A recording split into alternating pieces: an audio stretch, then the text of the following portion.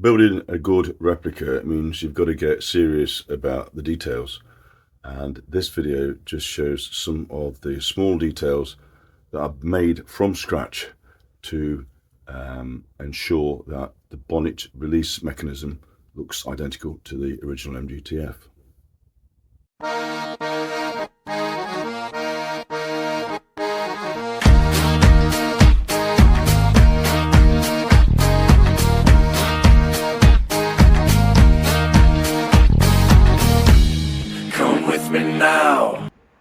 So these are the two different types of bonnet latches that I was making.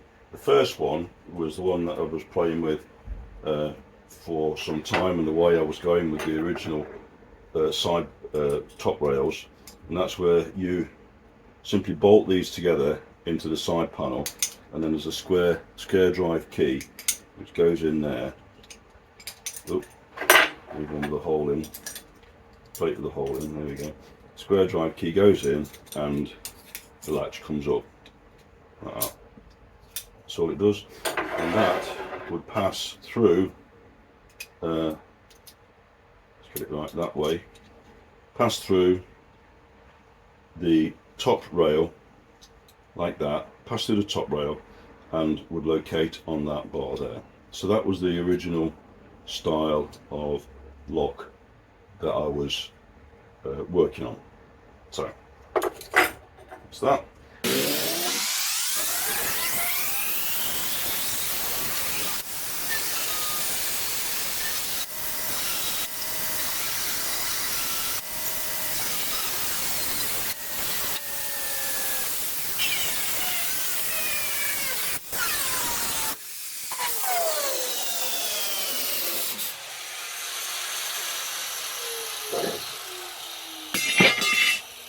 This is the latest style, well, earlier.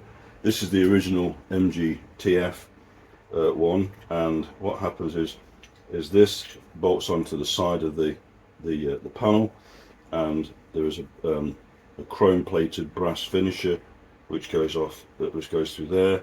That bolts to the panel. There's a plunger, which is anything I haven't got.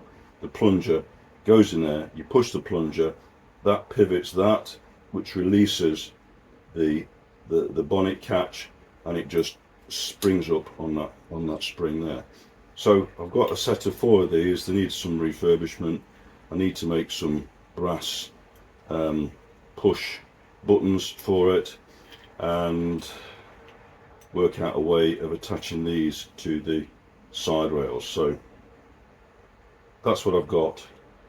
That's what I used to have. So this is going to be a lot better in my opinion.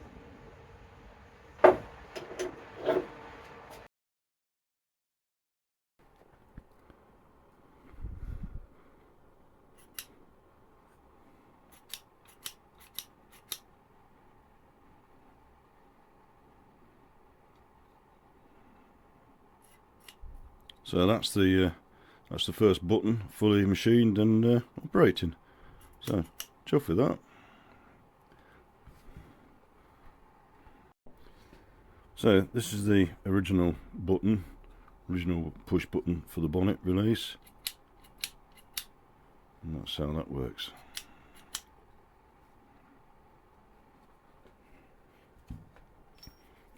These are the turned billets of brass that my mate's turned for me. I just need to break the sharp edge on there and just on the back there, and then I need to machine the back edge of that to put a feature in for the split pin to go through to hold it in the mechanism. This is the first one that I finished, and that was the one that you just saw working. So what I'll do, I'll put it back in the pillar drill, just spin it up and just give it one last clean up with some Scotch-Brite, just to get rid of those little clamping marks where it's been in the vise. So this is the next one to do. Blued the end up, just need to start cutting the 2 flats down, filing them to fit, drill a hole in and make the radius on the outside.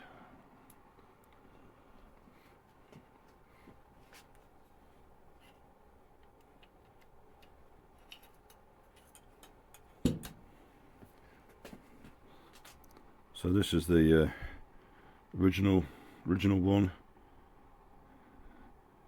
So you can see that's what we've had to do. There's a very slight witness of a ring around there. There's obviously a taper there, but there's also a very slight taper from that ring going backwards as well to give clearance. So that's why it's just see a little bit of visible wear just on that section there. And this is the one that I've just finished making. So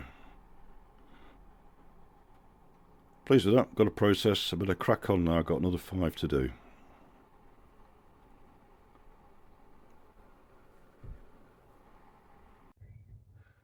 So if you found that useful, then please give me a thumbs up. It always helps the algorithm on YouTube to get out to more people and helps to grow the channel, because believe me, this is harder than building the actual car. Anyway, thanks for watching, and see you on the next one.